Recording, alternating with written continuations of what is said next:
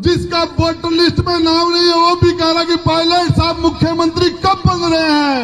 जैसे एक एक मोहल्ले के अंदर, एक एक वार्ड के अंदर ये आवाज है कि हमारे राजस्थान के तकदीर का फैसला सचिन पायलट साहब करे। 100 में से यदि कोई 21 नंबर लाए तो फेल है या पास, और 200 में 21 लाए तो वो क्या है।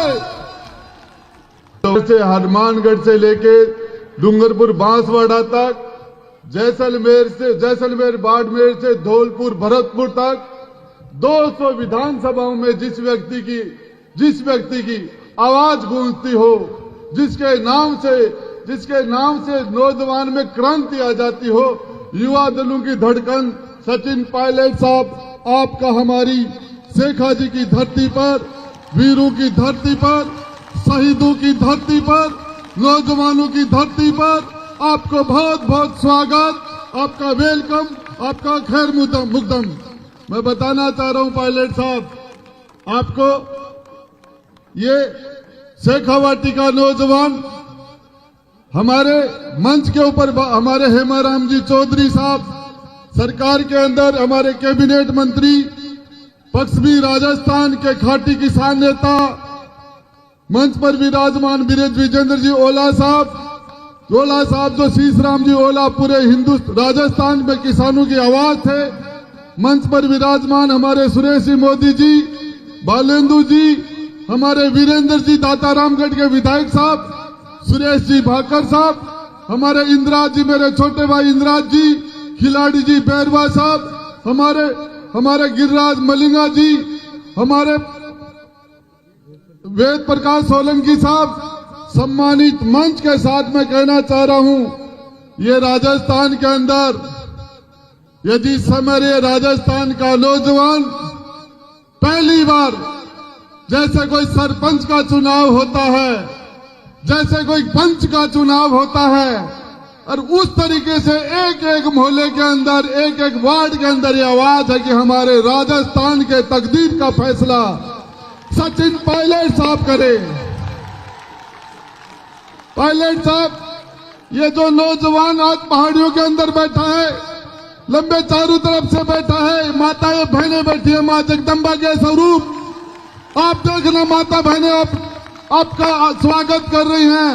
और मैं ये कहना चाह रहा हूं, ये फैसला हकीकत में है, जब भी इस धरती के ऊपर जब राजा राम का राज तिलक हो रहा था, और राजा राम का राज तिलक न होकर उनको 14 साल का वनवास हुआ, तो उसको हिंदुस्तान की जनता आज तक नहीं भूल पाई। वो जनता के दिलो दिमाग में बैठ गया कि राजा राम के साथ अन्याय हुआ, यह चीज बैठ गई जनता के अंदर।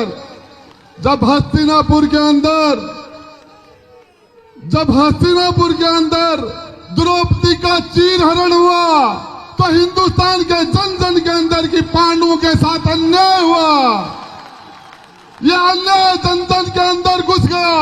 और मैं बताना चाह रहा हूं, इस राजस्थान की धरती पर मेरे नौजवान भाइयों, 100 में से यदि कोई 21 नंबर लाए तो फेल है या पास, और 200 में 21 लाए तो वो क्या है, वो क्या है। तो 200 में से 21 लाए वो तो सफल, और 21 को जो 100 बना दे वो निकम्मा, नकारा।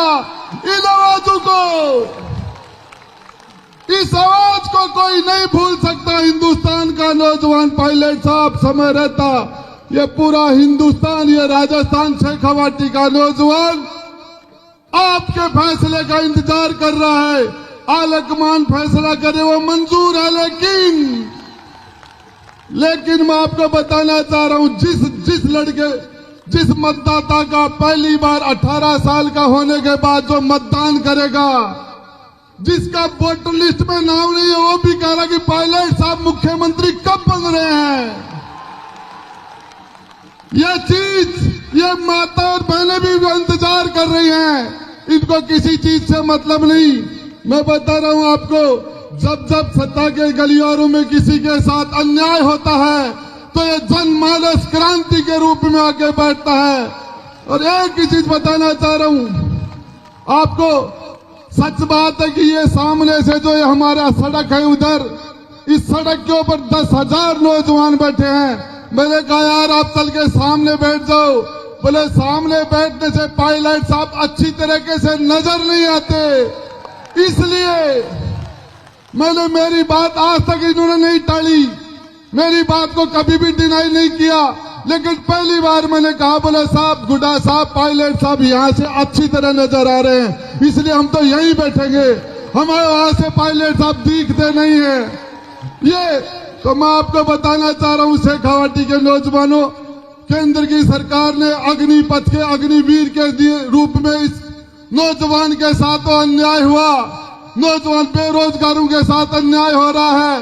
पेपर जब आउट होते हैं तो नौजवान निराश हो जाता है और एक ही उम्मीद करके साथ की हमारे 70% नौजवानों की आवाज कोई व्यक्ति बनेगा, सचिन पायलट साहब आएंगे तो उस टाइम हमारे साथ न्याय होगा। ये बेरोजगार लड़के, ये नौजवान लड़के, ये किसान, चाहे बिजली के लिए किसान परेशान है तो वो आपकी तरफ देख रहा है, अग्निपथ आती है तो आपकी तरफ देखते हैं।